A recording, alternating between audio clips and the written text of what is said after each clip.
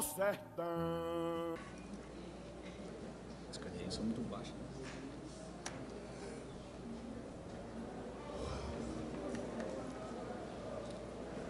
Estamos no ar. Oi, som. Oi.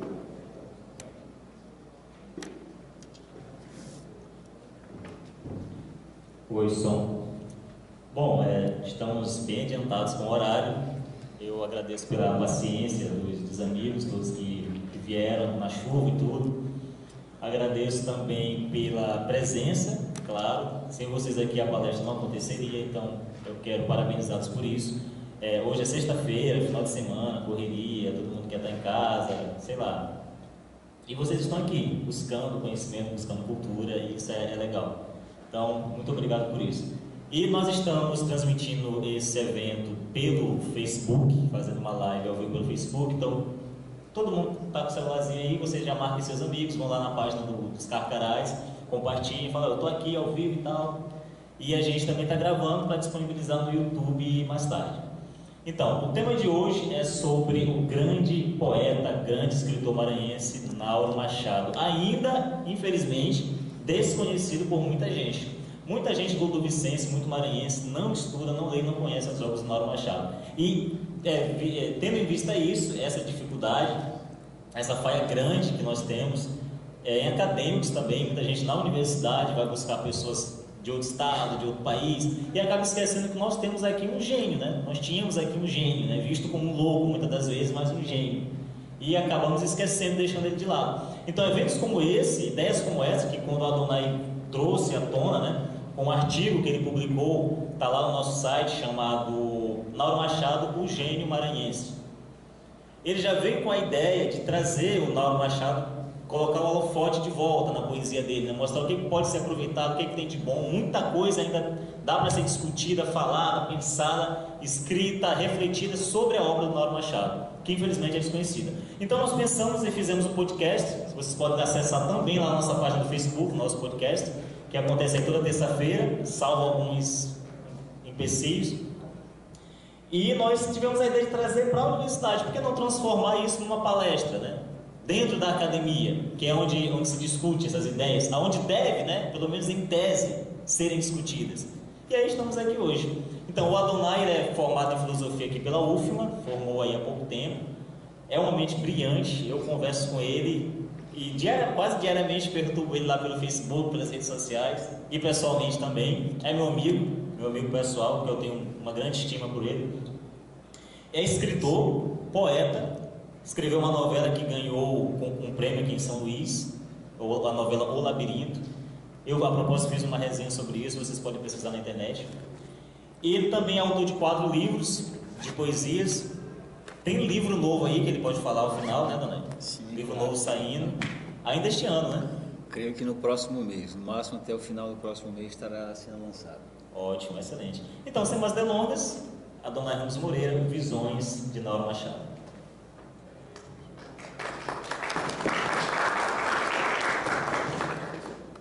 Bom, alô, tá ouvindo?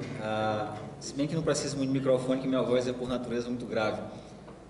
Primeiro dizer boa tarde com cara de quase boa noite. É uma alegria muito grande estar aqui, um prazer muito grande e uma honra falar primeiro sobre esse grande poeta que foi Nauro Machado, e não só um grande poeta, mas um conterrâneo nosso.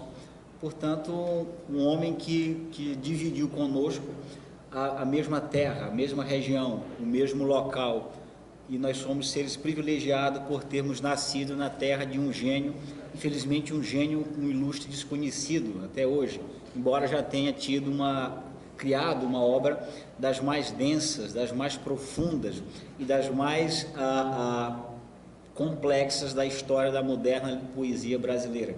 Não só a literatura brasileira, mas de toda a língua portuguesa.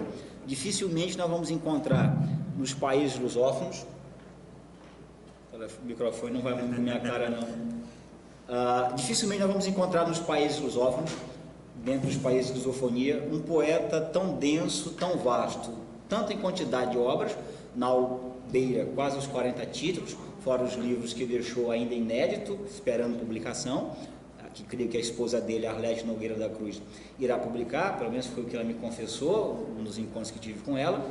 E dificilmente nós vamos encontrar na história da literatura de língua portuguesa, de toda a comunidade de língua portuguesa, um poeta tão vasto e tão complexo quanto Nauro Machado, que foi ao mesmo tempo senhor das formas clássicas, das formas tradicionais, conseguiu absolver na sua poesia e na sua poética, e aqui é um ponto curioso da sua obra, e quase não se fala sobre isso, criou uma das poéticas mais bem costuradas, mas bem arquitetadas da poesia moderna brasileira, e esse é um ponto que devemos ter atenção, porque pouquíssimos poetas brasileiros conseguiram compor, além de uma grande obra, uma poética, conseguiram compor um conjunto de teorias estéticas, formais e rítmicas que cheguem sequer próximo a Nauro Machado. Portanto, é mais do que uma honra, uma alegria. Eu creio que seja um dever de todo aquele que culta a palavra,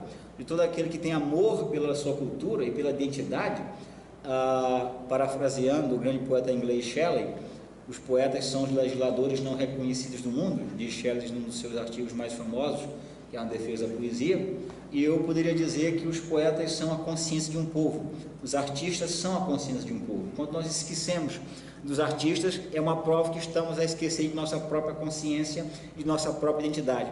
Por isso é tão perigoso esquecer os nossos artistas, e tão importante lembrá-los, estudá-los e aprender com eles, continuar esse diálogo das almas, como falava T.S. Eliot. Queria agradecer a presença de vocês, não só vocês estão aqui me prestigiando, vocês estão prestigiando sobretudo Nauro Machado, vocês estão prestigiando sobretudo a cultura maranhense, a cultura brasileira, a cultura de língua portuguesa e a cultura ocidental por extensão. Portanto, não só eu e Nauro Machado, mas vocês também estão de parabéns por estarem aqui, por terem amor à cultura e estar junto comigo e com Nauro Machado, que está aqui, o poeta se foi, mas a obra continua, discutindo a alta cultura no Maranhão. Queria agradecer ao Max, Janilson, o Grupo Carcará, ao qual pertenço, e a Juventude Conservadora da UFMA, que é um dos poucos grupos, eu diria o único que eu conheço, que realmente se importa com cultura, que realmente se importa debater cultura, e que está promovendo eventos que, a meu ver, são pioneiros na história do Maranhão. Dentro do total cenário de obscurecência, nós vivemos hoje o que nós podemos chamar de a verdadeira idade das trevas, hoje, agora que estamos na idade das trevas. Durante esse período e diante desse contexto, o Grupo Carcará, a Juventude Conservadora da UFMA, ela é uma espécie de luz ao fim do túnel, e uma luz que devemos nos apegar e contribuir e estimular para que não morra a cultura entre nós. Bom, como o Marx falou, formado em filosofia, também escreveu poesia, e o meu contato com Nauro, primeiro foi um contato muito pessoal, contato, de certo modo, inusitado. Conheci algo de Nauro totalmente por acaso, até então era um poeta desconhecido para mim, era um ilustre conhecido para mim também, e eu encontrei por acaso o poema O Parto, num sebo aqui de São Luís, muito famoso, a Poemice, e lá um quadro com o poema O Parto, de Nauro Machado. E a primeira vez que eu li o poema O Parto, quando eu li o primeiro verso, o corpo está feito o homem, não o poeta, quando eu li o primeiro verso, eu já sabia de antemão que eu estava em contato e diante de um grande autor. As primeiras linhas de Nauro Machado já me deram a grandeza, já me deram a dimensão da grandeza, da profundidade e da densidade desse autor que até então era desconhecido para mim.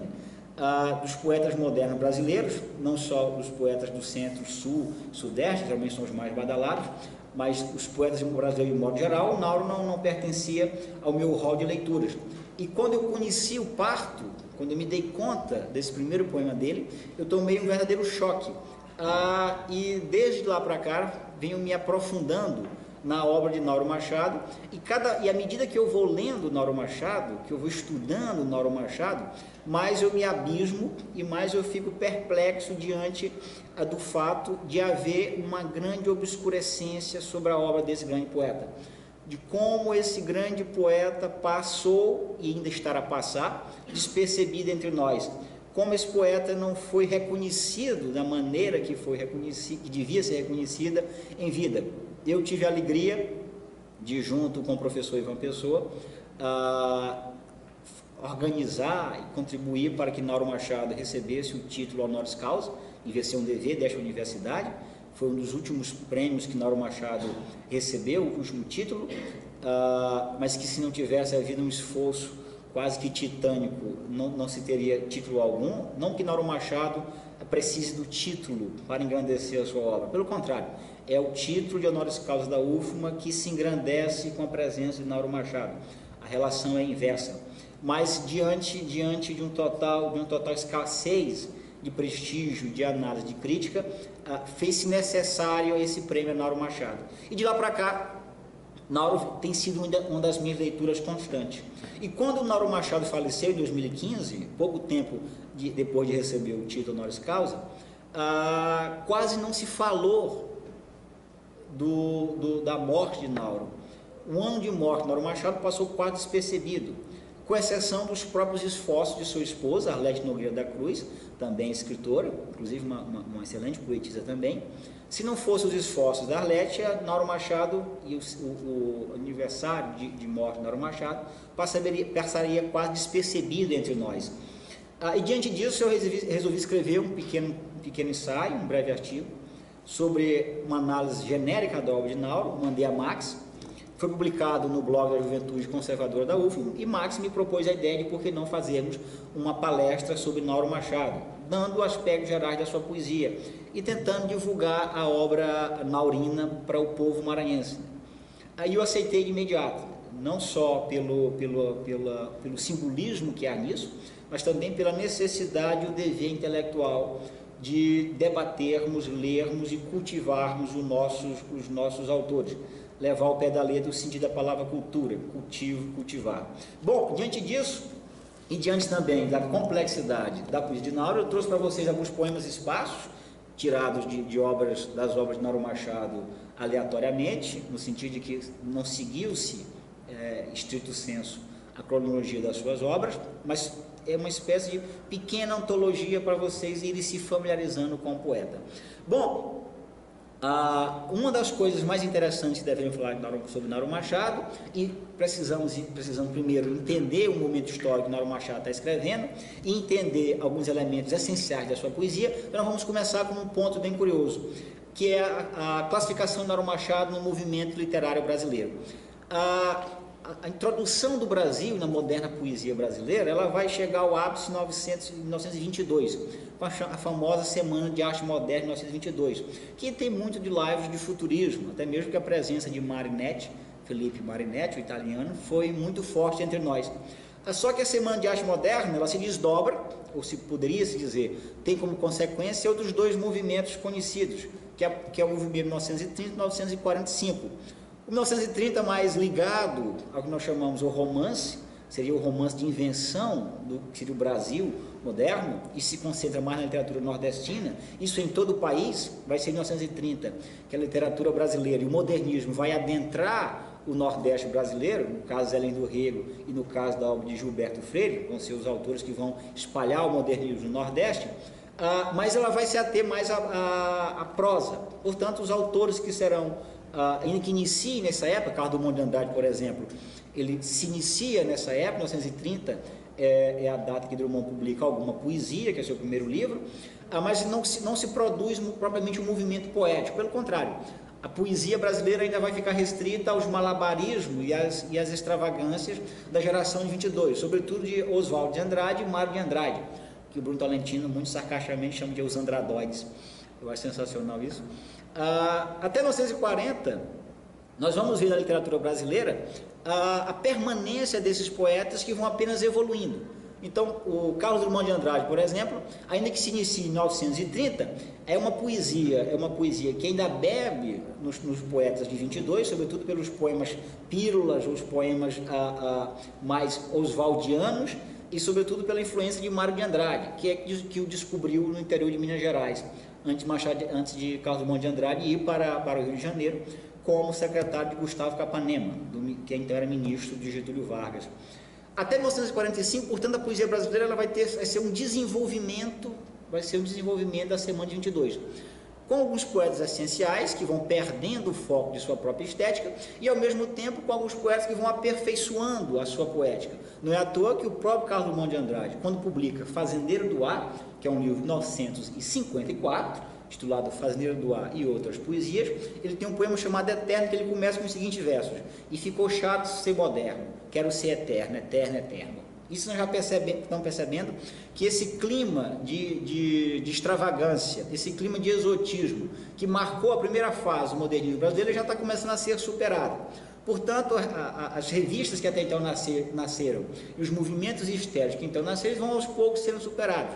O verde-amarelismo, o movimento antropomórfico, a revista Praxis, todos esses movimentos que em língua portuguesa já havia se iniciado em Portugal em 1915 com a revista Orfeu, com contribuição inclusive de Fernando Pessoa, Mário Sá Carneiro, ele vai se diluir até a poesia de 1945 no Brasil. Será a poesia de 1945 que vai retomar de alguma forma, bom, na visão de alguns outros poetas, de alguns outros críticos, com um lado mais negativo, mas será a poesia de 1945, com João Cabral de Melo Neto, Ledo Ivo e Tiago de Melo, mas dos quais João Cabral de Melo Neto sobressai, será essa geração que vai dar o esboço estético, intelectual, para o nascimento de um poeta como Nauro Machado. Ainda que, historicamente, cronologicamente, e é preciso que entendamos o seguinte, a classificação de gerações ela é muito tênue. Geralmente os críticos, e ainda que Nauro Machado tenha sido um poeta de muitos críticos de análise, ele foi um poeta de poucos críticos em profundidade. Então não temos estudos consistentes sobre a poética de Nauro Machado até então, a não ser um outro estudo, como por exemplo o professor Ricardo Leão, mas são estudos com viés mais acadêmico, academicizados, que não conta, de certo modo, quase a estrutura poética, formalista de Nauro, mas deixa algumas partes, até mesmo porque é um projeto de mestrado, academicizado, portanto, deixa algumas arestas na obra naurina. Então, alguns críticos, entre eles o próprio Ricardo Leão, seguindo as dicas de Pedro Lira, vai colocar Nauro Machado na geração de 1960, o que, ao meu ver, é algo totalmente equivocado. Por quê? Porque o movimento de 1945, sobretudo com João Cabral de Melo Neto, é que há, na literatura brasileira, um retorno à forma clássica. Um dos combates maiores que se travou em 1922 foi contra o poema clássico, o poema tradicional, o soneto. Isso, pelo certo modo, influenciado pelo grande resquício que o parnasianismo deixou entre nós, o beletrismo do parnasianismo, sobretudo o parnasianismo de Olavo Bilac, da Sociedade Sorriso do Rio de Janeiro. A mesma Sociedade Sorriso que ignorou Nauro Machado foi a mesma Sociedade Sorriso que ignorou Augusto dos Anjos à sua época. Inclusive o próprio Olavo Bilac escarneceu da poesia do Augusto dos Anjos.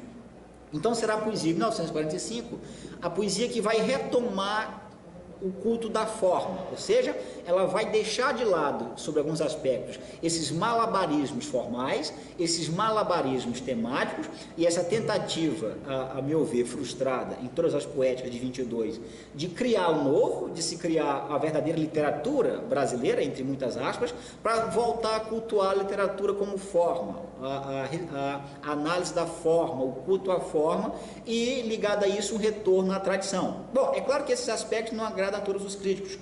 O próprio Zé Guilherme Merchior, por exemplo, em Razão do Poema, que é um dos seus livros de juventude, ele vai criticar duramente a geração de 45 por ele dizer que é uma geração que vai frustrar o movimento de 22, justamente nessa tentativa de se criar uma poesia mais livre, uma poesia sem a total devoção à forma. Entanto, sem o movimento de 1945, poetas como Nauro Machado seriam simplesmente impossíveis, porque o grande poeta que sobressai em 1945 é João Cabral de Melo Neto.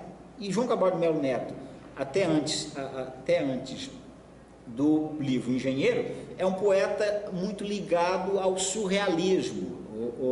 É evidente e é visível na poesia de João Cabral de Melo Neto, sobretudo no seu primeiro livro, a Pedra do Sono, que é um topônimo, né, o nome de uma cidade, assim como o Brejo das Almas, de Carlos Drummond de Andrade, é perceptível ainda no primeiro João Cabral de Melo Neto um toque ainda de surrealismo.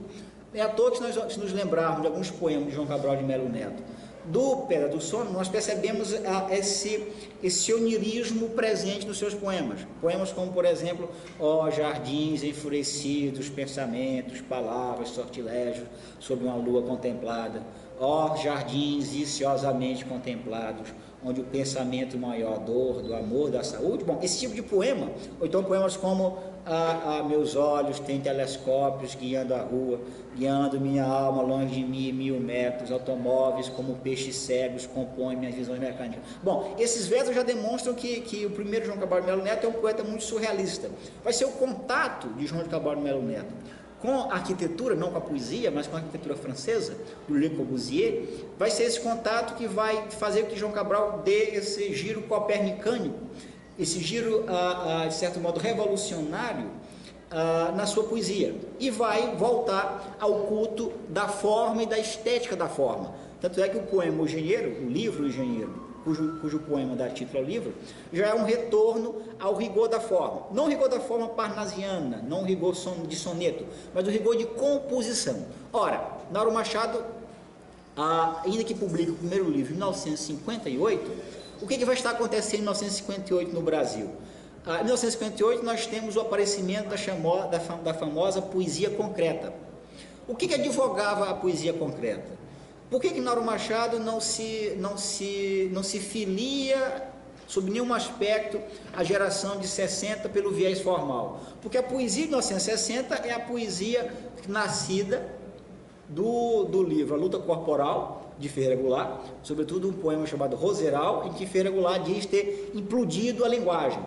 E é curioso porque essa implosão da linguagem, que Ferreira Goulart vai falar, que vai fazer com que os irmãos Campos o contactem e faça com que eles proponham a ele o movimento da poesia concreta, que é a poesia visual, é a poesia que fica na retina, não há discurso, não há forma, então é quase uma espécie de materialismo grosseiro da palavra. Esse tipo de poesia é que vai tomar conta de todo o cenário brasileiro. E nós percebemos o seguinte: as poéticas que permanecem, as poéticas que duram na literatura brasileira, são justamente as poéticas que não dialogam nem com a tradição de 22, nem com a tradição de 1960. E o Nauro Machado está nessa segunda geração. Isso porque, quando Nauro Machado publica o seu primeiro livro, O Campo Sem Base, ainda que vigore no país a tradição, o começo da tradição dessa poesia concreta, visual, que vai ligar desde um Augusto e Haroldo de Campos até um Paulo Leminski, né? Vejo que é uma longa linha de bobagens, né? Esse tipo de poesia que impera, em que a sintaxe não é mais levada em conta, em que a narrativa poética não é levada mais em conta, em que o poema se torna uma espécie de quadro, e que a experiência poética não ultrapassa a retina. Esse tipo de poesia vai vigorar em toda a literatura brasileira, só que alguns poucos remanescentes da poesia de 45, o João Cabral de Melo Neto, o próprio Ledo Ivo, o próprio Tiago de Melo, inclusive aqui, muito maldoso, diz que Tiago de Melo é o canto de marreco da literatura brasileira moderna. Esses poetas, que são os únicos que sobram de alguma forma, né, eles não devem nada nem a 22 e nem a 1960. E o próprio Bruno Tolentino chega a escrever isso nos seus artigos. Bom, nesse contexto então nasce Nauro Machado. Então percebam que a sua poesia, o tipo de poesia que nasce com Nauro, é uma poesia que ela está ao mesmo tempo ligada ao seu tempo, porque Nauro Machado ele vai seguir, ou ele vai ser classificado naquilo que o grande crítico Wilson Martins, paranaense, autor da famosa História da Inteligência Brasileira, vai falar nos livros essenciais para estudar a poesia moderna no Brasil, vai falar de a diferença entre modernistas e modernos. Ou seja, os poetas modernos são aqueles que conseguiram captar no seu poema as inovações que o movimento 22 lhes deu, as possibilidades narrativas, as possibilidades formais que a poesia de 22 fez com que fossem possíveis. Mas ao mesmo tempo eles não vão perder o culto da tradição, o culto do soneto, o culto das formas fixas, das formas clássicas. O Nauro vai ser um poeta nesse aspecto, um poeta moderno, porque ao mesmo tempo que ele vai ser, e ainda no seu primeiro poema, no primeiro livro, 1958, Campo Sem Base, publicado no Rio de Janeiro, um poeta de ligação com a modernidade, portanto, um poeta que introduz no seu poema os elementos cotidianos, como queria a geração de 22, mas ele não há nele um descuido formal, não há nele um descuido discursivo, não há nele um descuido narrativo. Pelo contrário, há um rigor narrativo e um rigor de construção poética muito grande. Na página que eu dei para vocês, tem um Poema Úmido, que é do livro Campos Sem Base, 1958. Bom, analisando esses aspectos formais e cronológicos, e colocando Nauro numa geração que está mais ou menos 1945, 1960, nós vamos partir para a análise intelectual da obra, análise filosófica da obra, análise, de certo modo, metafísica, porque é um discurso metafísico muito grande da poesia de Nauro. O Nauro Machado, desde o seu primeiro livro, ele já vai esboçar linhas mestras, linhas centrais de toda a sua poética.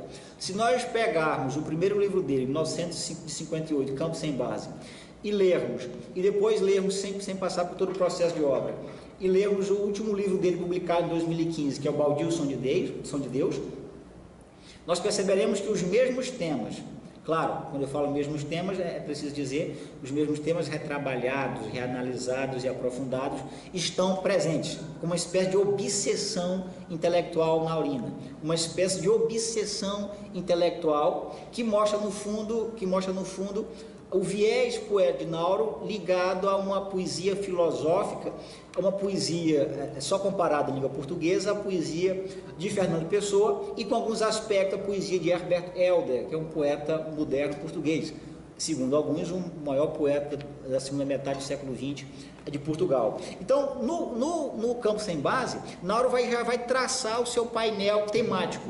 Um dos primeiros painéis temáticos dele vai ser ligado o abandono, e vai ser ligado também à morte do pai, que muito tocou, que muito o marcou. Nauro Machado confessou-me, quando ele recebeu o título honoris causa, depois da cerimônia, ele contou-me que ele escreveu Parto, que é o seu poema emblemático, e eu creio que é um dos poemas definitivos da literatura brasileira, sem sombra de dúvida, depois que se passaram esses entusiasmos poéticos, esses nacionalismos e esses populismos poéticos que o Brasil tanto sofreu, e ainda sofre em alguns aspectos, com a diferença que hoje em dia nem poesia populista não tem mais qualidade, né? Você ainda tinha um João Cabral de Melo Neto, que ainda dava algum aspecto realmente poético a essa poesia popular, né?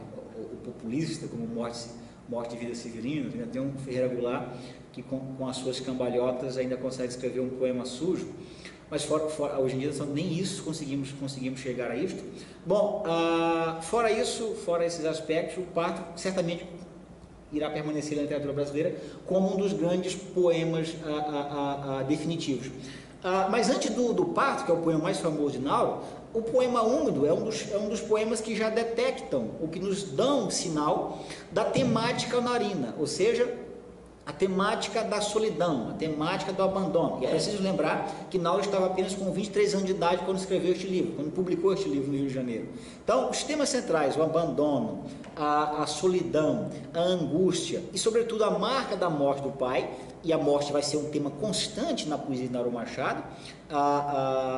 Talvez eu poderia até dizer que há uma certa obsessão pela morte em Nauro Machado, não a morte como culto da destruição, mas a morte como um elemento da existência humana, a morte como a indesejada das gentes, como disse o próprio Manuel Bandeira no poema Um Momento no Café.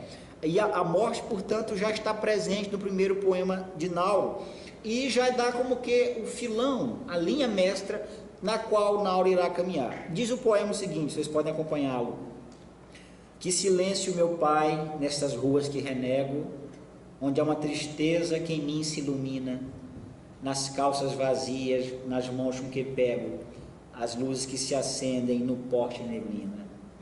Mas que silêncio, pai, o silêncio a que me entrego, na solidão da cidade que domina, meu corpo enorme e meu grito inútil e cego, esvaindo-se como um choro de buzina. Ora, esse poema não só nos dá mostra, de um lado, dessa veia angustiante, melancólica, reflexiva de Nauro, mas também de uma das características que o marcará muito, que é o deslocamento poético. Nauro Machado, assim como Charles Baudelaire na França, que é o pai de todos os poetas modernos, ele e Arthur Rimbaud, de certa forma, Nauro Machado, segundo Baudelaire, ele será um poeta sem mais voz, sem participação de voz na sociedade.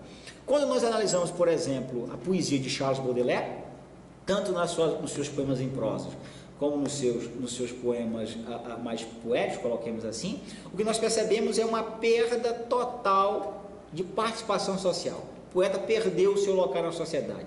O poeta está marginalizado, ele está à margem desta sociedade. Portanto, ele não tem mais a participação das musas, ele não tem mais a inspiração divina. Pelo contrário, o canto dele agora é chão, é rasteiro, não se envolve mais nos grandes temas. Tanto é que a poesia de Charles Baudelaire, ela vai ser uma poesia que vai ser muito impregnada no cotidiano, e às vezes um cotidiano meio sórdido, com alguns toques de escatologia, porque o poeta ele já perdeu o seu espaço como uma das vozes influentes de uma sociedade.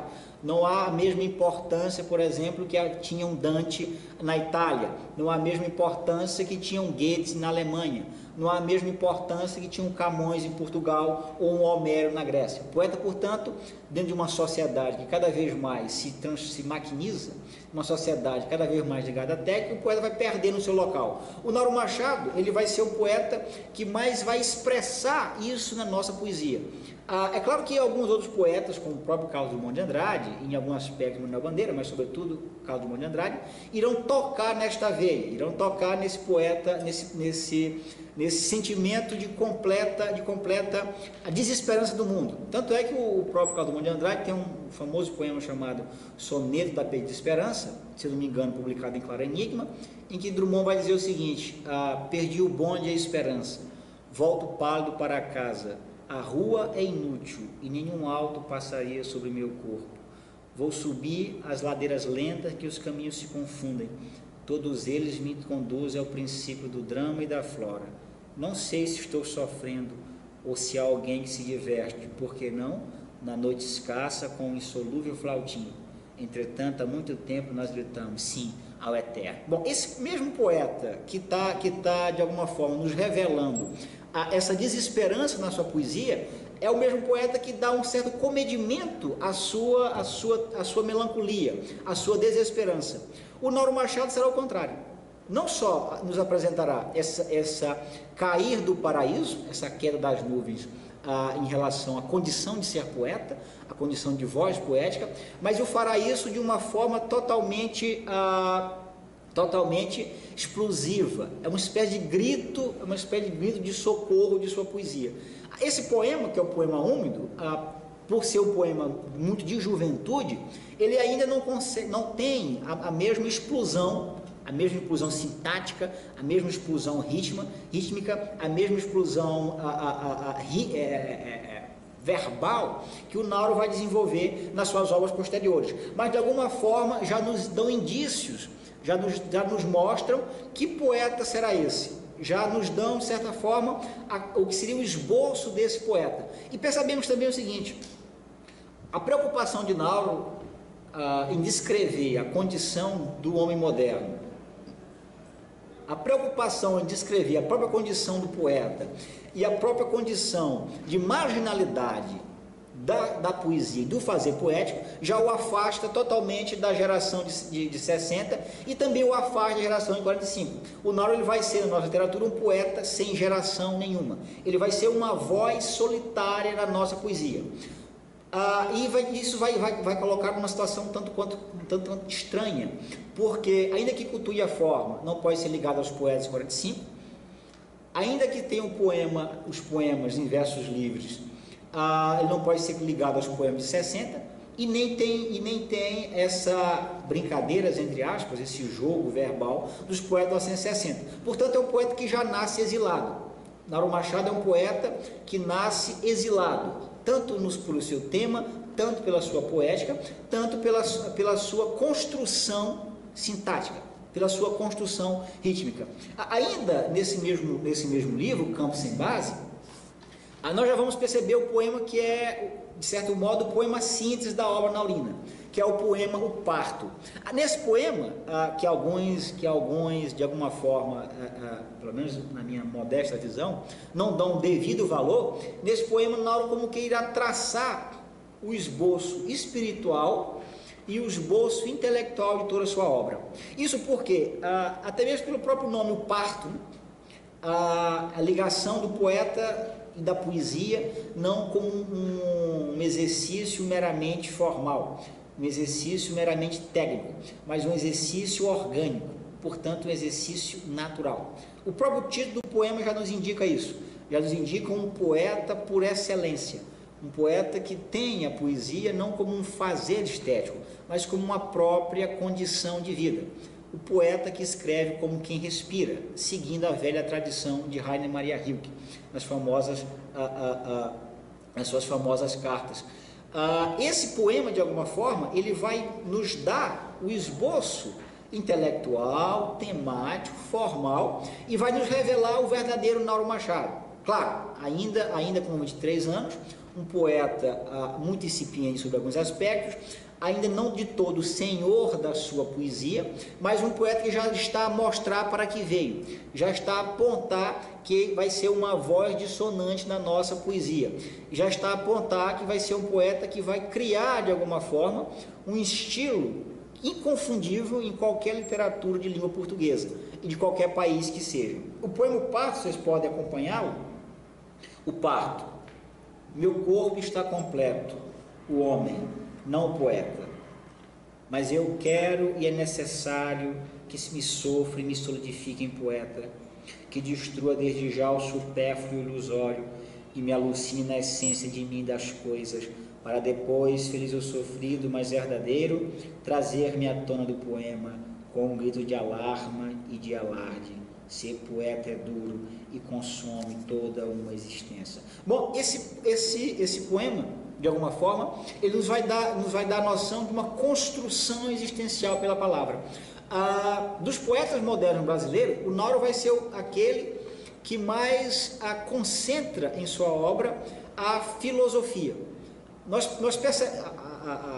O único poeta que se aproxima de Nauro nesse aspecto é Fernando Pessoa, sem dúvida nenhuma, não só pelo uso insistente do eu lírico, mas sobretudo pela capacidade de reflexão e de metafísica, né? Basta lembrar do famoso verso Fernando Pessoa Tabacaria, a metafísica é a consequência de eu estar mal disposto. Pois bem, o Nauro Machado será o poeta que entre nós vai nos dar essa noção de metafísica e de existência e de reflexão por estar mal disposto. Esse poema O Parto, ele nos dá a noção de uma construção pela linguagem. Ora, o poeta é aquele que se faz pela linguagem.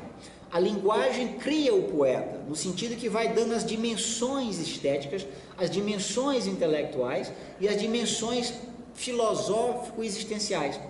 Essa veia existencial e essa veia de inquietação existencial, de construção pela linguagem, a necessidade da poesia para a constituição e construção de um ser, de uma identidade, ela é simplesmente inigualável na nossa literatura.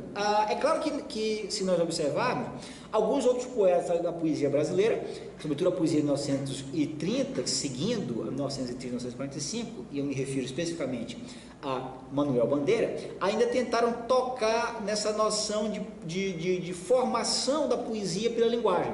O Manuel Bandeira, por exemplo, no livro de 50 anos, que é um dos livros de maturidade dele, tem um poema chamado Testamento, que ele vai dizer o seguinte: o que não tenho desejo é o que melhor me enriquece. Tive uns dinheiros, perdi-os. Tive uns amores, esqueci-os. Mas no momento de maior desespero rezei, ganhei esta prece.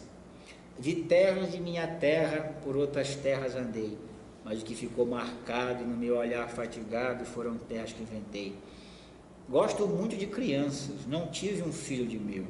Um filho não foi de jeito, mas trago dentro do peito o filho que não nasceu. Para desde o menino criou-me para arquiteto meu pai. Foi-se-me um dia saúde, fiz-me arquiteto? Não pude, sou poeta menor, perdoai. Não faço versos de guerra, não faço-os porque não sei, mas no torpedo suicida darei de bom grado a vida na luta em que não lutei. Bom, o Manuel Bandeira, nesse aspecto, será o poeta que mais se aproximará dessa versão de uma construção para a linguagem. É claro que o Carlos Drummond de Andrade também se aproximará, basta lembrar do poema O Lutador, né? Lutar com palavras é a luta mais vã, entanto lutamos, mal rompe amanhã. Mas a dicção que se dá a isso, e a violência sintática, a força sintática de expressão, Nauro Machado vai se tornar simplesmente incomparável. O Pardo, portanto, ele nos aponta esse poeta que vai usar a linguagem não apenas como um utensílio estético, como instrumento estético de criar beleza. Pelo contrário, a palavra vai criar beleza, sim, mas é uma beleza que se constrói pelo próprio processo de construção do poeta. O poeta compõe a beleza à medida que ele compõe a sua própria existência. A linguagem serve para um duplo papel. O papel de se construir como indivíduo, portanto, a se identificar no mundo, encontrar no mundo, e pela forma de falar, a maneira de falar e descrever o poema, me encontrar no mundo e ao mesmo tempo com esse processo de criação nos criar a beleza. Esse aspecto do Nauro Machado é um dos que mais chamam a atenção em nossa literatura, até mesmo porque os outros aspectos da sua poesia, sobretudo a preocupação com sexo, a preocupação com Deus e as constantes inquietações intelectuais de Nauro Machado, vão colocá-lo e vão alçá-lo a um nível de debate intelectual jamais visto na história da poesia brasileira. O viés filosófico de sua poesia, ele vai ser de alguma forma simplesmente incomparável em toda a sua densidade. O poema Contorno com Repetição, que é o terceiro poema, que é do Frustrado Órfico, 1963, já vai nos dar a continuação desses questionamentos existenciais de Nauro Machado. Os questionamentos de existência que fazem com que o indivíduo e a obra dialoguem e tentem construir a realidade. O indivíduo e a obra tentem construir um lugar no mundo em que ele possa se identificar. O mais próximo disso que nós encontramos na nossa poesia é Fernando Pessoa, sem sombra de dúvida. Não há outro poeta em língua portuguesa que se aproxime desse viés, a não ser com certas aspas, o Mário de Sá Carneiro, mas fora esses dois poetas, poucos poetas em portuguesa têm essa mesma verve. Basta lembrar, por exemplo, de versos de Fernando Pessoa, como gato que brincas na rua como se fosse na cama, invejo a sorte que é tua porque nem sorte se chama, bom servo das leis fatais que regem pedras e gentes e que tens instintos gerais e sentes só o que sentes.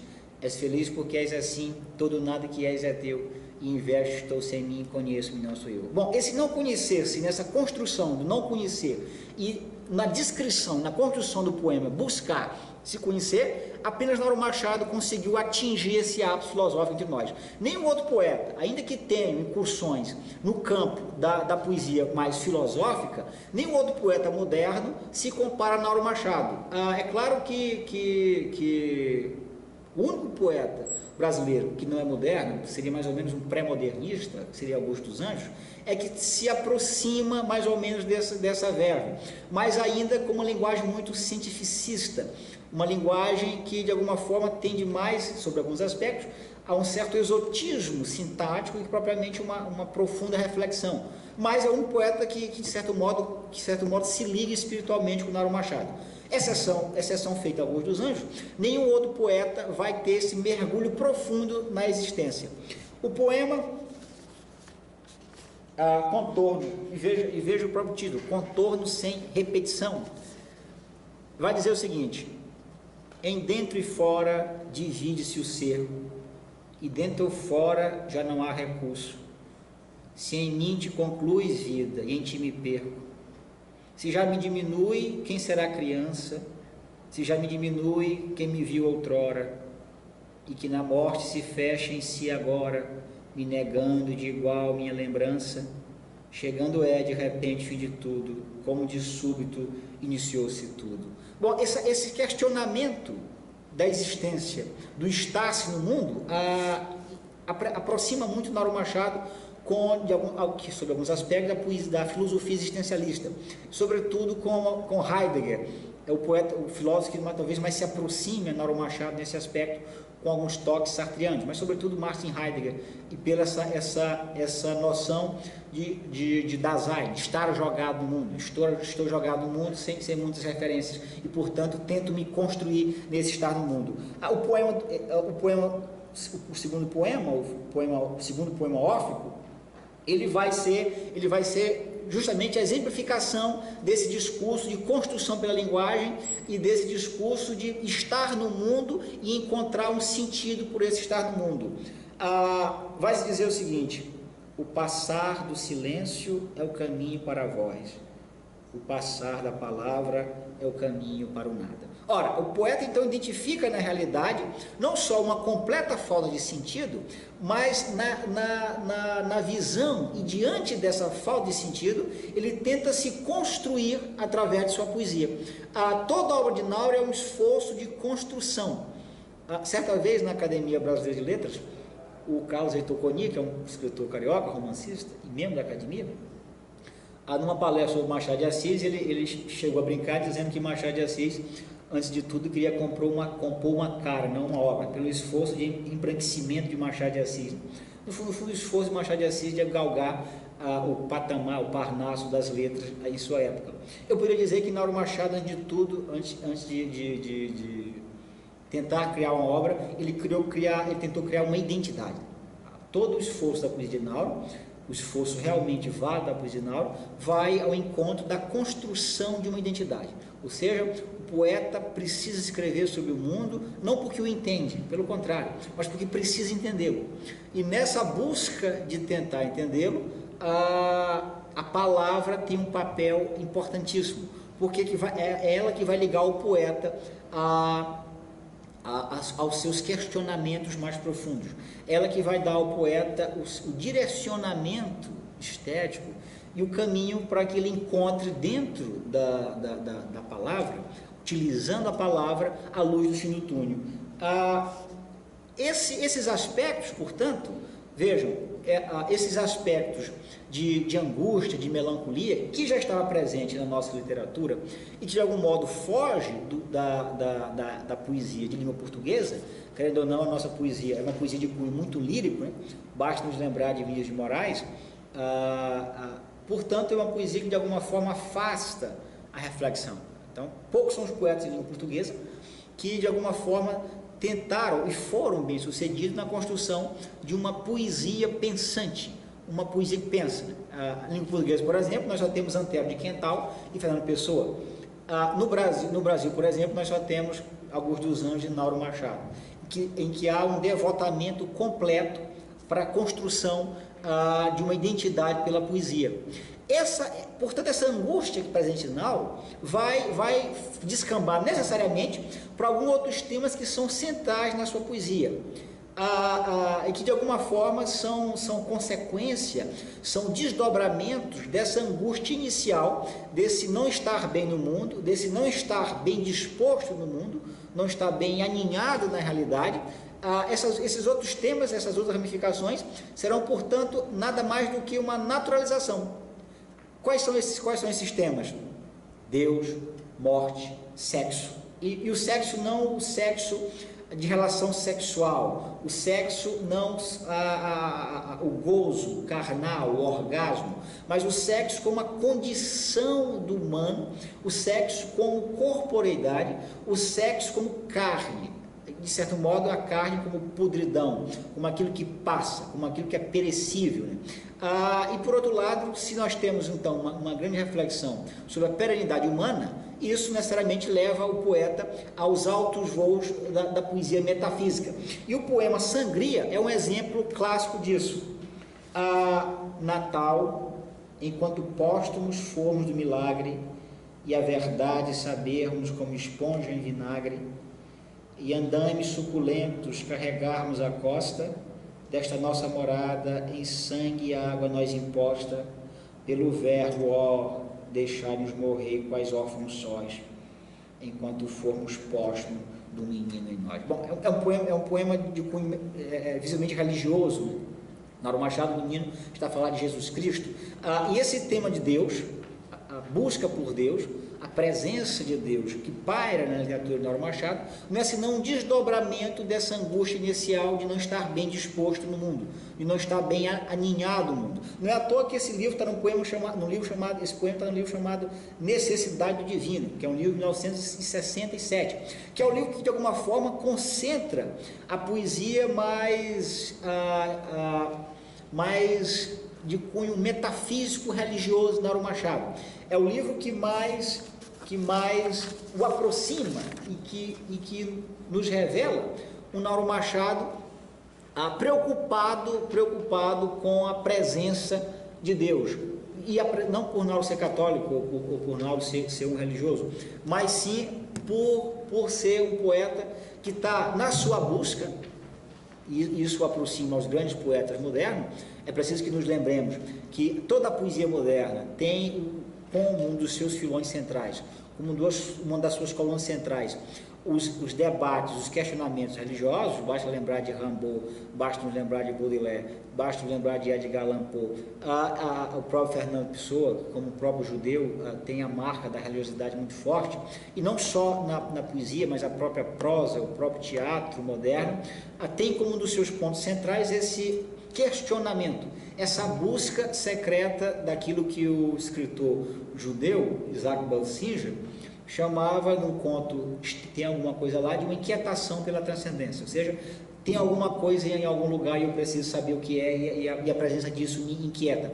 Portanto, a presença de Deus na Mauro Machado e a presença do divino, né, ela é ao mesmo tempo inquietação, como o próprio título do livro já indica, a necessidade divina, mas ao mesmo tempo ela é consolo, ou seja, sabe-se que existe alguma coisa, lá, não se sabe o que, segundo Mauro Machado, mas é preciso buscá-lo, ainda que ele se refira a Deus constantemente. Mas essa justificativa poética serve apenas para, de certo modo, nos mostrar o pano de fundo existencial que está latente. No poema Afogados, que é o poema seguinte, Afogados 294, ainda tem um tempo mais.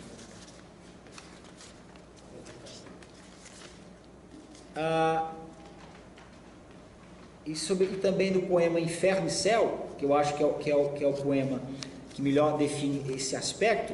No poema Inferno e Céu, do livro Testamento Provincial, de 1973, dirá Mauro Machado o seguinte: sei que no alto uma lua renasce sempre em lua, depois do sol, porém em mim o dia se apaga e desce a terra na órbita dos meus olhos. Sinto, sei que não vou nascer de novo. Ou seja, o poeta tem plena consciência de que estar no mundo, a experiência de existir, a grande epopeia de estar no mundo, ela é simplesmente repetível. Ela é um produto único e, portanto, a experiência de estar no mundo, a experiência de existir, ela dá ao artista, a todo homem, necessariamente, a todo ser humano, mas sobretudo a todo artista, uma responsabilidade muito grande, porque será ele que vai, de alguma forma, nos dar as linhas mestras, nos dar os direcionamentos de compreensão da própria existência. Ou seja, Mauro Machado era um poeta que não só tinha a responsabilidade da poesia, mas sabia que a poesia serve, entre outras coisas, como um dos elementos, como um dos guias espirituais de um povo, no melhor sentido pedagógico da palavra.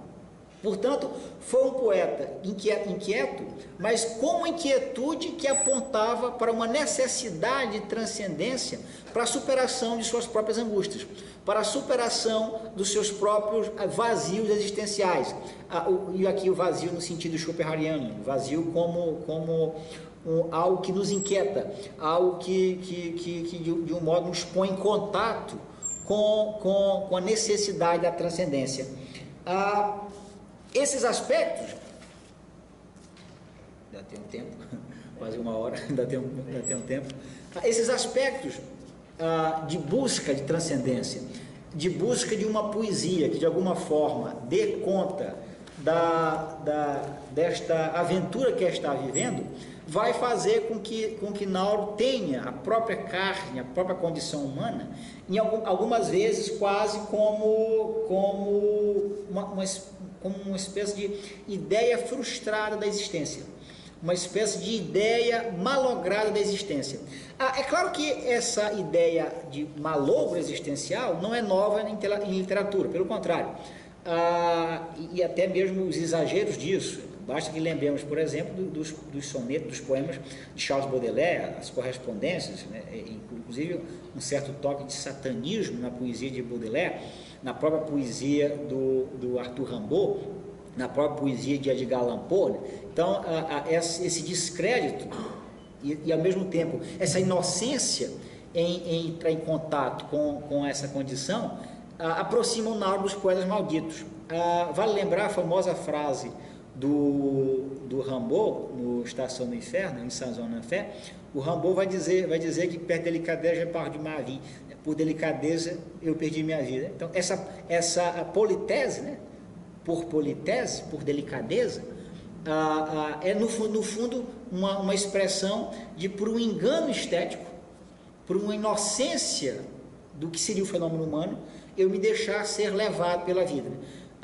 Isso caracteriza de alguma forma todos os poetas malditos, desde Baudelaire a Yeats, e poetas de alguma forma que ainda fossem poetas românticos, mas tinham essa inquietação existencial muito forte, que é o caso, por exemplo, do próprio William Blake. Não é à toa que Blake escreve os mandamentos, o matrimônio do céu e do inferno, que é o pai espiritual de uma temporada no inferno. Inclusive, no matrimônio do céu e do inferno, há uma seção chamada Sentenças do Inferno, em que o Blake vai dizer o seguinte: se os outros não fossem tolos, seríamos nós. Então, ao mesmo tempo que os poetas malditos eram de fato malditos, mas eles sabiam e tinham noção da sua condição de malditos e da sua condição de perenidade na existência, dando-se até o luxo de ser sarcástico, como foi o William Blake. Bom, então Nauro Machado, nesse sentido, ele se filia espiritualmente a essa poesia maldita e como que dá um certo descrédito à existência, à condição humana, ao próprio fato de existir. Notem que todos esses aspectos, eles vêm de um ponto comum, que é essa angústia inicial de não estar bem aninhado no mundo. Então, as dúvidas e o questionamento contra tudo aquilo que for transcendência, a dúvida e o questionamento das próprias glórias da materialidade humana, da perenidade humana, as próprias agruras em relação à morte, ao sexo, de alguma forma todas elas são ramificações do ponto central, que é não estar bem aninhado no mundo. E no último livro de Nauro, que é o Baldio Som de Deus, que é um livro de 2015, um livro de sonetos, e é preciso deixar registrado aqui que Nauro Machado foi, sem sombra de dúvida, o maior sonetista da poesia moderna brasileira. Poucos poetas foram tão felizes e tão produtivos e tão certeiros naquilo que fizeram no soneto no Brasil, como Nauro Machado, talvez um dos poucos grandes cultores da forma fixa.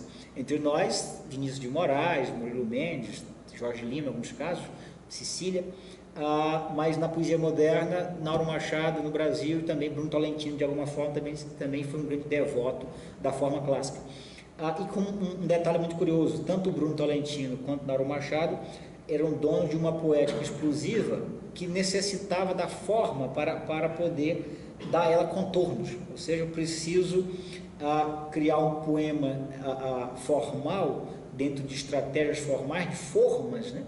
Porque são quase explosões, é uma bomba atômica. Não, por mais que Nauro Machado seja altamente metrificado, em alguns livros, claro, não escreveu só sonetos, mas é um soneto que dentro dele pulsa vida, né? Há uma explosão total dentro do seu soneto.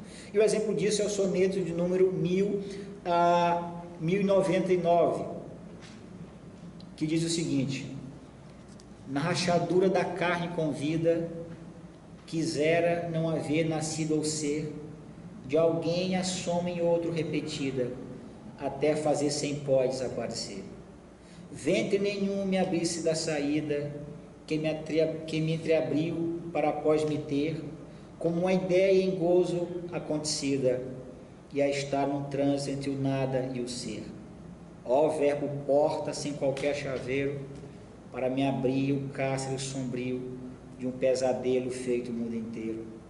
Viver talvez não seja mais que o nada, após sabermos como um dois num cio, que o ser nasce de uma ideia malograda. Ou seja, a existência não é nenhum milagre, pelo contrário, a existência é um incômodo. O poeta tem que lidar permanentemente com este incômodo, permanentemente com o fato de ser perecível, do fato de que de uma hora para outra pode não vir mais a existir. E ao mesmo tempo que ele toma consciência disso, dessa perecividade da matéria, essa perecividade vai estar ligada a um certo desprezo da carne.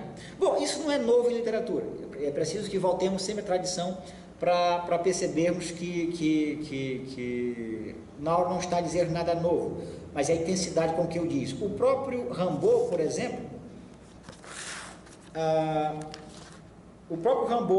já havia de alguma forma debochado da beleza formal e do próprio corpo e da divindade do corpo na sua poesia. O Rimbaud, como enfant terrible, né, a criança terrível, que foi uma espécie de último grande arquétipo da poesia ocidental, né? Substituiu o tipo Hamlet, né? Antes de Rimbaud, o tipo Hamlet era o tipo ideal dos jovens intelectuais, né? Como fora Goethe à sua época, Goethe do jovem Werther. Rimbaud foi o último grande símbolo da poesia moderna, da poesia ocidental, aqueles com quem a juventude se identificava pelo furor da sua poesia, ao mesmo tempo pela essa politese, como ele mesmo diz, pela essa delicadeza perante a própria existência. E o Rimbaud, no poema Vênus Anadyomene, ele já de alguma forma já descartava a hipótese do corpo como transcendência. Bom, é claro que é preciso que entendamos o seguinte: não é que Nauro Machado copie Rimbaud, pelo contrário. Nauro Machado vai ser uma continuação natural desse tipo de poesia, de um tipo de poesia que rompe com a velha tradição de culto ao corpo, como por exemplo os poetas Camões, Goethe, o próprio Dante Alighieri, Boccaccio de alguma forma, o próprio Antero de Quental e os grandes poetas da tradição ocidental cultuavam, né, o corpo como o alojamento da alma, o corpo como a materialização da perfeição, que é a definição que Platão vai dar à beleza humana. O máximo de perfeição divina é o rosto humano e o rosto feminino. Então essa ideia de corpo como beleza, portanto como receptáculo da alma, os poetas modernos vão simplesmente abolir. E o Rimbaud é um dos primeiros que fazem isso, e Nauro Machado continua. O poema Vênus Anadyomene diz o seguinte, e vejam a descrição. A descrição não está aí, não está no texto.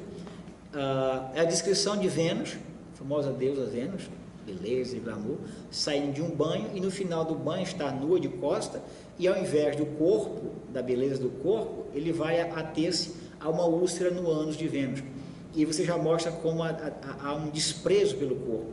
Vai dizer o Rimbaud o seguinte: qual de um verde caixão de zinco, uma cabeça morena de mulher, cabelos emplastados, surge uma banheira antiga, vaga e avessa, com déficits que estão a custo retocados.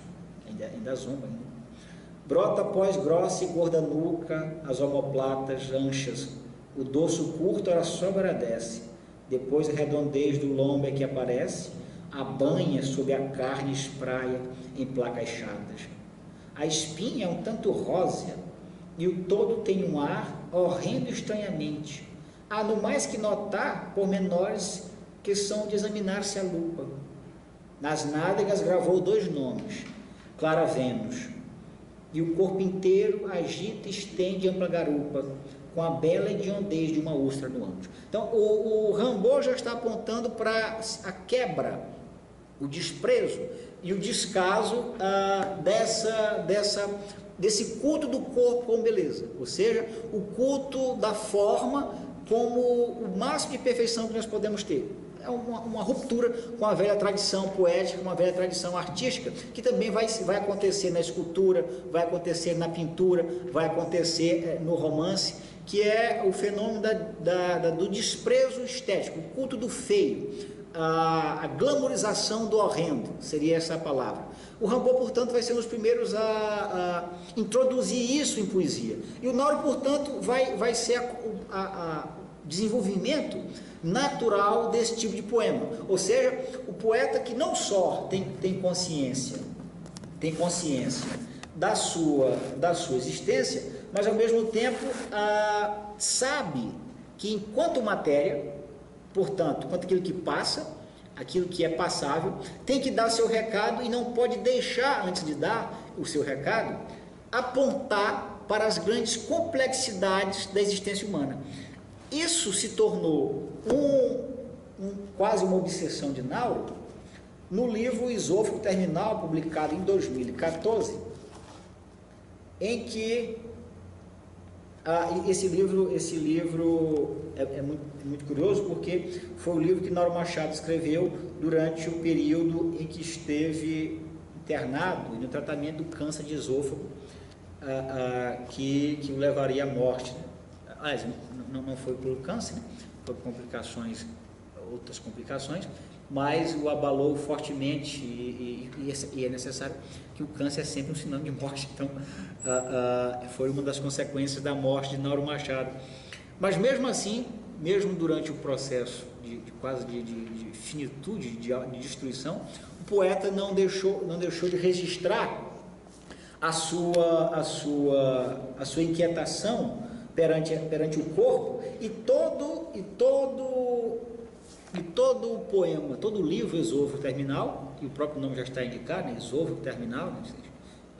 A matéria finda-se, está a se findar a matéria. Não é à toa que os últimos dois livros de Nauro Machado, o Esôfago Terminal e o Baldio, o Som de Deus, vão ser uma espécie de dois resumos, de dois súmulos de toda a obra de Nauro Machado, o corpo e a transcendência, né? E não só em nível metafísico, mas também em nível formal. O Esôfago Terminal será um livro de poemas livres, e o Baldio, o Som de Deus, será um livro de poemas formais, de sonetos. Portanto, é uma despedida do velho dualismo que sempre marcou a sua obra. E o poema Pós-Coito é um exemplo clássico disso. Vai dizer o seguinte: somos como o sonho que nem começou de um Deus numa fossa. Somos como o apêndice de tudo que é póstumo. Não somos mais nosso. Ou seja, a poesia, a arte, a literatura, a filosofia, elas são apenas, isso está a nos mostrar o poeta, dentro da sua visão, da sua concepção de mundo, a prova, o indício de que neste mundo não estamos bem instalados. E aqueles que se sentem bem instalados, no fundo, são aqueles que ainda não se debruçaram sobre a própria matéria da existência. São aqueles que ainda não conseguiram apreender e adentrar esse grande milagre que é a vida. Portanto, toda a obra, estou quase terminando, toda a obra de Nauro, sob algum aspecto, de um lado é um profundo debate entre a perenidade, entre a sensação de angústia, esse deslocamento no estado do mundo, e ao mesmo tempo uma tentativa de construção pela linguagem. E ele mesmo dizia, parafraseando, creio, Heidegger, que a poesia é a construção do ser pela linguagem, ou seja, o poema é ao mesmo tempo reflexo da realidade e ao mesmo tempo construção dela. Eu entendo o mundo escrevendo poesia ao mesmo tempo que eu me compreendo. Eu preciso escrever para me compreender e compreender o mundo. O poema não é uma explicação do que eu sei, não é um registro do que eu sei. Para Nauro Machado, ele é uma tentativa e uma busca, uma procura de entender aquilo que sou, entender aquilo em que eu estou vivendo, e este mundo em que eu estou inserido, e vendo nele, de certo modo, com uma forma às vezes até muito violenta, vendo nele toda a sua pobreza, ao mesmo tempo toda a sua riqueza e ao mesmo tempo toda a sua decadência e glória. Esse é um aspecto também muito curioso da obra de Nauro.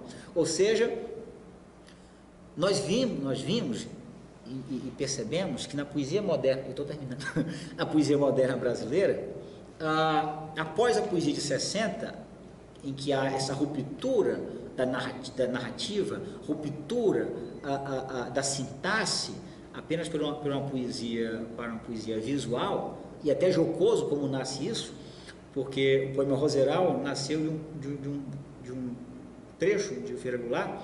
Goulart conta que estava passando no Rio de Janeiro, ele viu um canteiro sendo destruído, envelhecido, fenecendo, e ele pensou o seguinte: bom, esse canteiro amanhã ele vai chover, vai reflorescer, e aí a vida vai voltar nele. E surgiu o seguinte verso na cabeça dele: ao sopro da luz, tua pompa se renova numa órbita, né? Indicando esse ciclo de renovação natural. E ele deixou de lado aquilo. Bom, isso não é nenhum poema novo, é um poema chato e velho como os outros, então não vou escrever isso. E depois o poema voltou totalmente distorcido: o sopro novo, nova orbita, o lá. Esse é o poema Roseral, que está no livro Luta Corporal, que é um livro de 1954. Portanto, é uma destruição total da sintaxe. Bom, após a destruição da sintaxe, nós temos uma poesia engajada, inclusive pelo próprio Feira Goulart, contemporâneo de Nauro Machado. Só que, tanto dessa poesia de destruição sintática, quanto dessa poesia engajada, Nauro Machado não vai participar. Pelo contrário, não vai haver em nenhum aspecto da obra de Nauro Machado uma politização da linguagem. Ao contrário de grande parte dos poetas ocidentais, e dos poetas, sobretudo dos poetas latino-americanos, latino-americano adora se meter em política e sempre mete os pés pelas mãos. Ao contrário dos poetas latino-americanos, um exemplo do próprio Pablo Neruda, aí poetas espanhóis que tiveram um fim muito bonito, como o próprio Federico Garcia Lorca, né, que foi fuzilado. O Nauro Machado não adentrou o campo da poesia política, né, que inclusive não gerou em matéria de poesia nenhuma obra consistente. Pelo contrário, os poemas de Pablo Neruda totalmente políticos são terríveis. Sobra apenas sua poesia lírica, sua poesia amorosa. A mesma coisa Feira Goulart, João acaba marcado para morrer de Feira Goulart e João Boa Morte, são duas tragédias poéticas, então não tem valor algum, são apenas panfletários, quase cordelistas. Há uma estrutura de cordel em todo caso. Mas Nauro Machado não participou desse discurso. Isso prova o que até aqui viemos falando. Esse profundo mergulho existencial que de alguma forma marca o poeta e faz com que o cultivo e, de certo modo, a fidelidade com a linguagem, com o pensamento, estejam acima de qualquer contingência e de qualquer como eu posso dizer, de qualquer objeto que esteja externo à matéria poética, de qualquer objeto que não dê ao poeta um significado maior de sua poesia. Ou seja, se não há nenhuma novidade, ou nenhum aspecto, ou nenhum dado que acrescente e que ilumine meu caminho nessa busca de construção de minha existência, que ilumine a grande complexidade que é estar no mundo, que ilumine a minha tentativa de me construir como um ser e de alguma forma fornecer aos que me leem uma poesia que faça com que eles também se descubram, simplesmente não me interessa. Esse vício até os grandes poetas da língua portuguesa tiveram. O próprio Carlos Drummond de Andrade caiu nesse discurso social, na sua poesia política, que é a Rosa do Povo. Mas Nauro Machado passou, de certo modo, incólume por esse período. E olha que Nauro Machado está no olho do furacão. Mas lembrar que os movimentos políticos, a chamada ditadura, né, o governo militar, a tão infamada ditadura que tanto usam como suporte político, né, com uma extrema má-fé, mas enfim, Nauro Machado vai estar no olho do furacão dos movimentos políticos brasileiros, sobretudo os movimentos estudantis, que o Feira Goulart, que era o seu contemporâneo, estava inserido, né? Inclusive ele não se exilou, ele se autoexilou por causa disso. Ao contrário deles todos, e de próprios poetas provincianos que aqui ficaram, o próprio Bandeira Tribuzzi, inclusive Nauro Machado tem um livro de ensaio que trata da obra de Bandeira Tribuzzi, nas esferas lineares. Nauro Machado, ao contrário dos seus pares mais imediatos e do seu par mais nacional, que era o Feira Goulart, ele simplesmente passou a incólume por toda essa poesia dita politizada, que no fundo não é politizada coisa nenhuma, né? O Mário Quintana, certa vez, quando foi perguntado Por que ele não era um poeta político? Ele disse que a melhor forma de servir ao seu povo, sendo um poeta, é candidatar-se a vereador, deputado, presidente, aí sim você vai ajudar teu povo. Caso contrário, você tem que fazer poesia, ou seja, há uma exigência estética e formal que antecede a necessidade política. Então não adianta nada você fazer poesia política que não tenha nenhum valor estético. No fundo, está apenas explorando as camadas pobres, as camadas pauperizadas, poeticamente, assim como as camadas econômicas exploram em nível financeiro. Portanto, é um poeta único na literatura maranhense e brasileira, um poeta que foi, do começo ao fim da sua obra, um servo fiel da palavra, um poeta de dor e de sentimento realmente autêntico. Nós não encontramos na poesia de Nauro Machado, em nenhum aspecto, uma dor fingida, pelo contrário, não há um fingimento poético no Nauro Machado. O que se percebe é uma transcrição da dor, uma transcrição da sua inquietação e que tem o poema como a resposta mais imediata a essas questões. Ainda no Baldio Som de Deus, soneto 1141, aí já percebemos a quantidade de sonetos que Nauro publicou, ou seja, parecia uma máquina, publicava em série, um soneto atrás do outro, o que é realmente assombroso, e não só da forma pela forma, pelo contrário.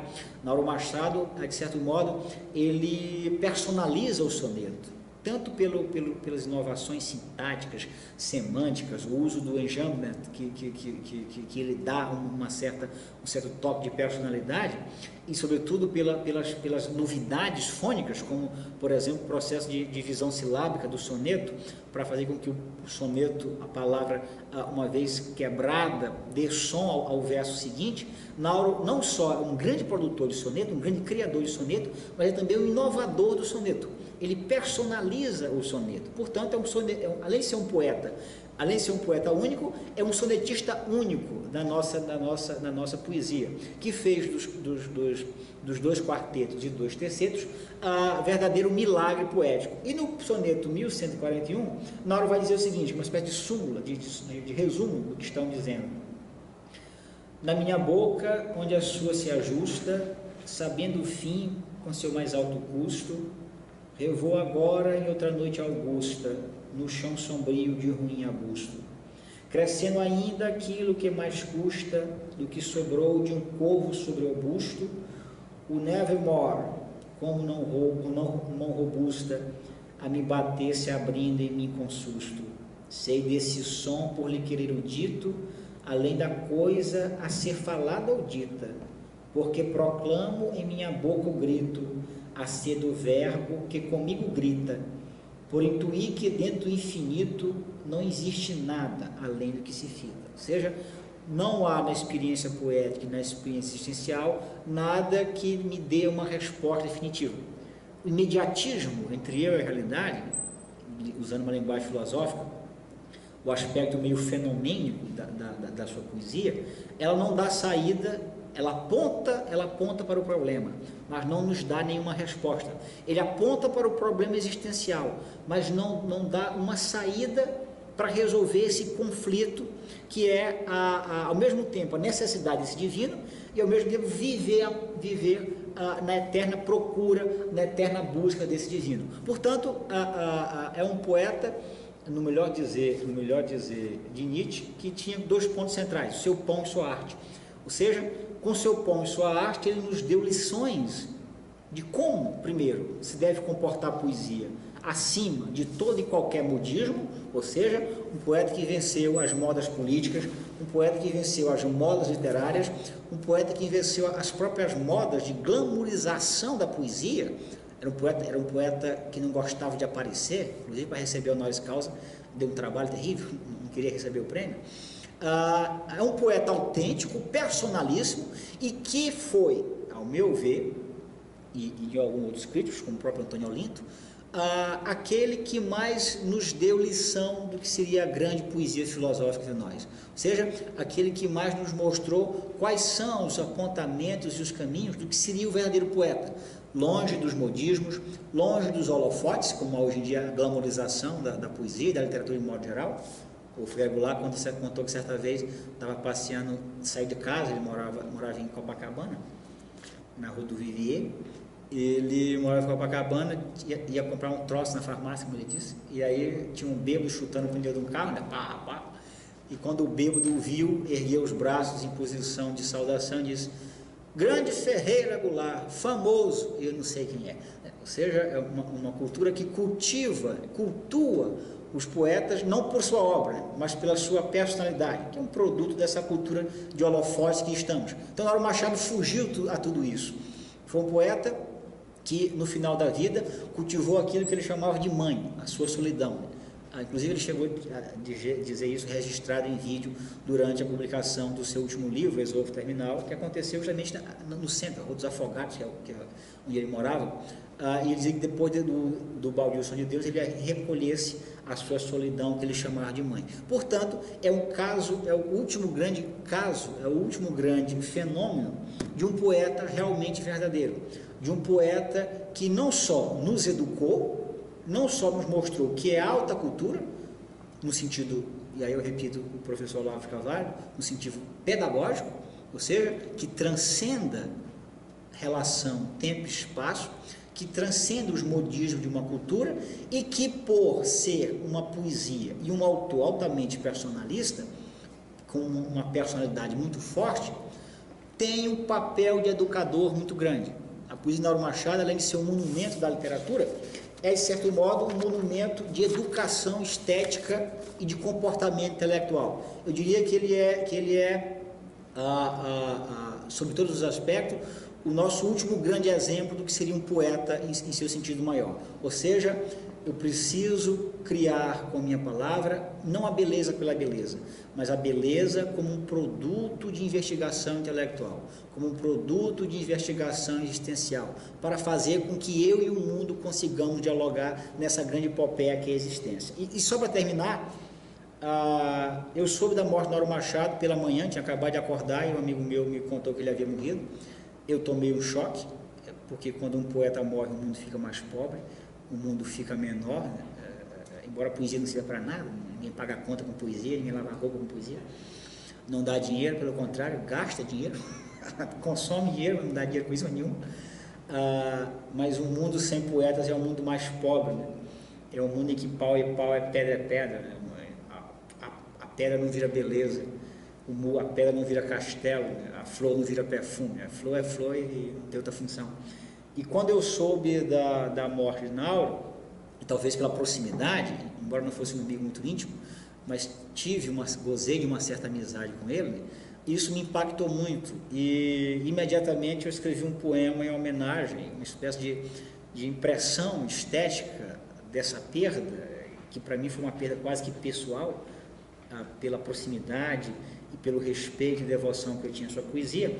E eu queria encerrar com esse poema, se vocês me permitirem.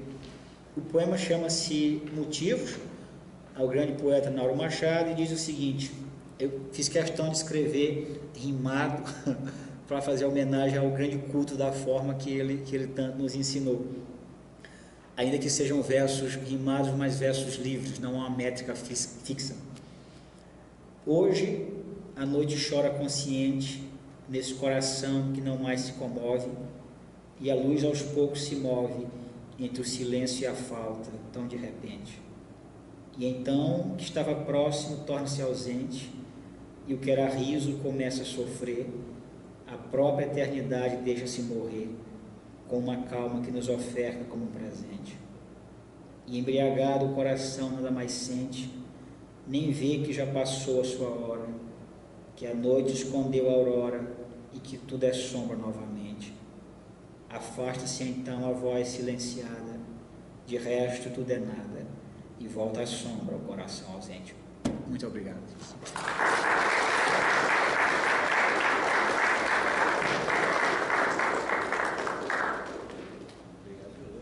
Obrigado.